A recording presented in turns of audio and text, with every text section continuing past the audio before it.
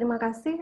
Saya mohon izin untuk men-share, minta share screen ya untuk menunjukkan slide yang akan kami pakai pada sore hari ini.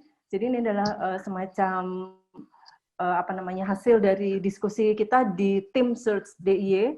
Bagaimana kita mencoba untuk membahas rencana berbasis skenario untuk penanganan COVID di DIY. Ya. Sini kita akan bahas mengantar situasi saat ini, lalu persiapan untuk lonjakan pasien di sebuah wilayah, serta apa yang perlu dipersiapkan oleh sistem kesehatan di sebuah wilayah. Dalam hal ini kita akan bahas kasus di Provinsi DIY. Nanti Pak Darwito yang akan melengkapi apa yang akan saya sampaikan berikut. Jadi kita tahu bahwa situasi di setiap negara itu berbeda-beda ya dalam menghadapi pandemi COVID ini. Ada yang di awal itu sudah mengalami lonjakan yang cukup besar seperti yang di Cina, tapi ada juga yang penyebarannya itu setelah berjalan cukup lama baru kemudian yang mengalami lonjakan. Nah, kemudian respon setiap negara itu juga berbeda-beda dalam menghadapi lonjakan pandemi yang terjadi di negaranya masing-masing. Nah, itu menunjukkan bahwa sebenarnya kita menghadapi hal yang sifatnya tidak pasti, apalagi negara kita selama ini memang belum pernah menghadapi pandemi sebesar ini ya, bahkan dunia. Selama ini kita siap untuk menghadapi yang namanya bencana alam, misalnya gunung berapi, gempa bumi, dan sebagainya. Kita sudah punya banyak tim yang terlatih di setiap daerah dengan sistem komando yang sudah pasti, yang sudah sistem rujukan juga yang sudah jelas. Tapi untuk pandemi penyakit menular, ini kita baru kali ini sepertinya menghadapi yang situasi yang sebesar ini. Dan bedanya dengan emergensi yang dari bencana alam, kalau bencana korbannya ya sudah jadi korban saja, sedangkan tim penolong tidak akan tertular istilahnya ya, tidak akan ikut jadi pasien.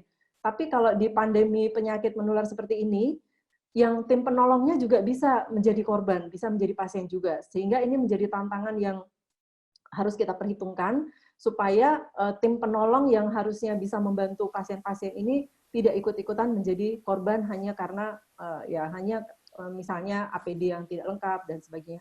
Nah, itu yang perlu kita antisipasi dalam rencana skenario ini. Nah, kalau kita lihat data menunjukkan bahwa sekarang sudah cukup di seluruh dunia ya cukup besar kasusnya. Lalu di Indonesia sendiri sudah terjadi peningkatan yang cukup besar dari kasus pertama sejak kasus ini ditemukan di awal Maret. Ya, meskipun beberapa pihak, beberapa ahli meyakini bahwa sebenarnya kasus yang di Indonesia itu sudah ada sejak Desember, meskipun baru diumumkan ketemunya di bulan Maret. Nah, sekarang awalnya dari 2, lalu menjadi 1.000 kasus yang positif. Jumlah yang diperiksa 5.000 dan seterusnya. Ini kami kumpulkan dari berbagai arsip berita atau publikasi-publikasi yang ada di berbagai macam media. Nah, kalau menurut informasi dari website COVID yang seperti yang kita tahu bersama sudah diumumkan oleh pemerintah ya, ini data terakhir kami screenshotkan kemarin, itu jumlah positif COVID di seluruh Indonesia itu sudah mencapai 790 orang dengan jumlah yang sembuh 31 orang dan jumlah yang meninggal dunia itu ada 58 jiwa yang tersebar di 24 provinsi. Nah, ini kan kasusnya angkanya bergerak terus setiap hari. Dan tanpa mengurangi rasa hormat dan rasa simpati kita terhadap para korban ya, mungkin ini bagi sebagian pasien dan keluarganya ini bukan sekedar angka-angka, tentu saja.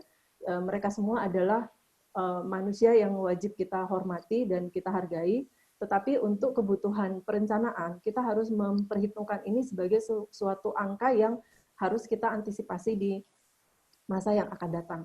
Mohon maaf, ini adalah data per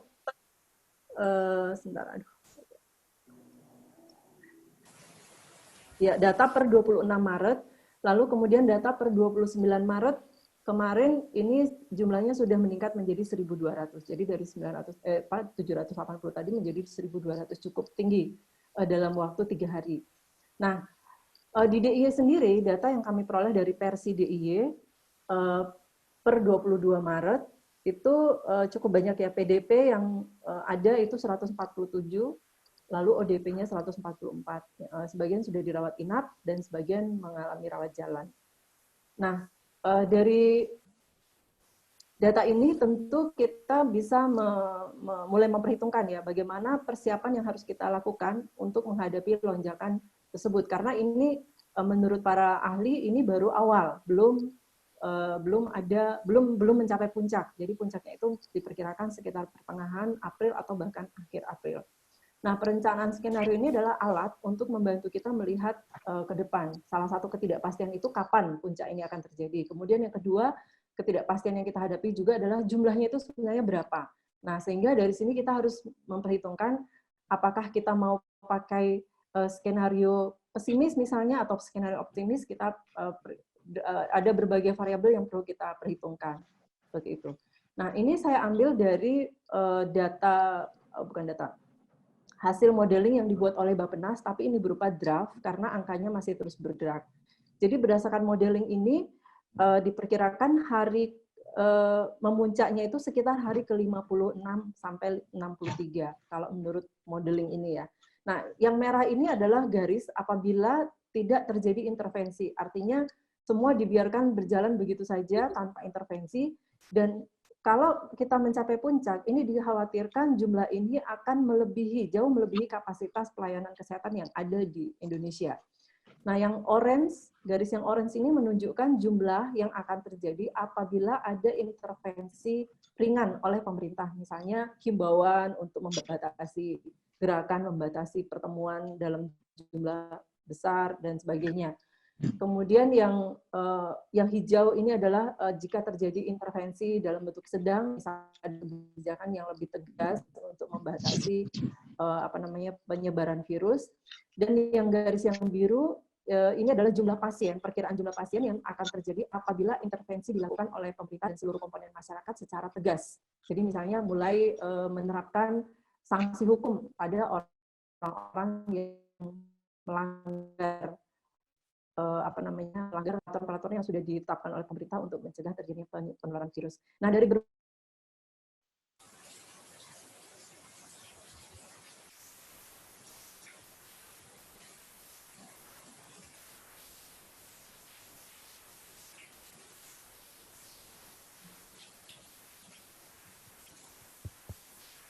Ya, Mbak Putu ada trouble ya? Halo? Oke, ya silakan terus. Tadi kepotong sebentar deh. Iya, kayaknya agak putus. Ya, sampai di mana tadi Pak? Ya kira-kira 1 menit lah. Di sini ya, di grafik ini ya. Ya. Oh ya, baik. Ya baik. Jadi kalau menurut grafik ini, yang saya ulangi sedikit, yang merah, garis putus-putus merah ini adalah prediksi jumlah pasien apabila pemerintah tidak melakukan intervensi. Yang orange ini adalah apabila pemerintah melakukan intervensi ringan. Ini apabila pemerintah dan seluruh komponen masyarakat melakukan intervensi yang model ini apabila intervensinya cukup besar, skala besar yang dilakukan. Nah, dari situ kita bisa bandingkan kapasitas pelayanan kita itu ada di mana. Apakah cukup untuk menampung biru ini saja, atau apakah cukup untuk kalau terjadi lonjakan pasien seperti yang grafik hijau, ataukah memang masih cukup apabila terjadi lonjakan yang seperti grafik orange. Nah, ini yang kita perlu perhitungkan, kita perlu lihat. Tapi kalau melihat dari data-data yang beredar, sepertinya 50% dari kapasitas rumah sakit rujukan COVID itu hanya cukup untuk melayani apabila jumlah lonjakan terjadi sebagaimana digambarkan oleh garis biru. Ini pun garis biru ini sedikit lebih di atas kapasitas rumah sakit, 50% ya, 50% kapasitas rumah sakit rujukan COVID. Karena kenapa 50%? Karena 50% lainnya masih harus digunakan untuk melayani kasus-kasus lain di luar COVID. Nah, ini yang perlu kita perhitungkan juga. Nah, sehingga perencanaan skenario ini akan membantu kita untuk memperhitungkan ada ketidakpastian tentang apa yang akan terjadi. Jadi jika kan kita tidak tahu pasti ya. Halo? Ya, mungkin slide-nya share screen lagi, Mbak. Oh, belum muncul ya? Sebentar. Iya.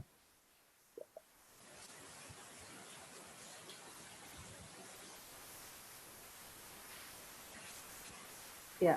Ya. Sekarang sudah? Sudah, Mbak. Ya. Mohon maaf. Jadi dengan perencanaan skenario ini kita akan berusaha untuk mencari ya, memperhitungkan tadi kan pemerintah kita tidak tahu ke depan itu akan apa yang akan dilakukan oleh pemerintah. Kita baru mendengar kemarin bahwa akan ada darurat sipil gitu ya. Nah, itu bagaimana implementasinya. Kemudian pengalaman di masa lalu itu tidak bisa memberikan gambaran pasti karena itu tadi sifat dari penyebaran virus ini juga masih dalam proses dipelajari oleh kita semua ilmuwan dari seluruh dunia juga sedang mencari referensi dan sedang melakukan penelitian untuk menghasilkan referensi yang bisa kita pakai. Nah, untuk itu ini salah satu contoh framework yang bisa kita pinjam untuk menyusun atau membangun sebuah perencanaan berbasis skenario. Jadi ketidakpastian, tapi ada juga hal-hal yang pasti. Misalnya kita lihat polanya ya, pasien-pasien yang positif COVID ini umumnya adalah yang melakukan kontak langsung, misalnya dengan pasien sebelumnya dan sebagainya. Itu sudah bisa, asalkan bisa dilacak mereka, maka itu sudah bisa kita anggap sebagai suatu agak pasti. Nah, tapi ada hal-hal lain yang tidak pasti, karena bagaimanapun juga data untuk itu data pasien atau data orang yang sudah itu juga tidak mudah untuk didapatkan. Kemudian kemana saja mereka menyebar gitu ya, karena apalagi sekarang dengan kebijakan pembatasan di beberapa wilayah seperti DKI itu sudah mulai melakukan ini dan kemudian mulai banyak orang yang mudik. Nanti kita tidak bisa melacak orang per orang mereka mudik kemana saja dan seterusnya. Ini juga akan membuat ketidakpastian. Nah, ini akan menimbulkan beberapa skenario. Lalu dari skenario itu kita bisa menyusun apa saja risiko yang bisa muncul, peluang bisa kita lakukan, kemudian bagaimana kita melakukan respon terhadap risiko-risiko tersebut. Nah, hasil dari skenario ini adalah akan memperhitungkan berbagai kondisi yang bisa terjadi dan bisa digunakan untuk menaksir peluang-peluang tersebut. Nah, di sini dalam hal ini untuk kasus DIY, kita ada 3 skenario untuk menangani pasien COVID di DIY ya. Ada skenario optimis, lalu eskalasi menengah, dan skenario terburuk atau skenario pesimis. Nah, untuk selanjutnya mungkin saya bisa serahkan kepada Pak Darwito. Ya? Jadi mulai jam 9. Pak Darwito untuk meneruskan, mungkin menjelaskan skenario-skenario yang bisa muncul dari hasil diskusi kita atau pengamatan kita terhadap perkembangan COVID di DIY ini.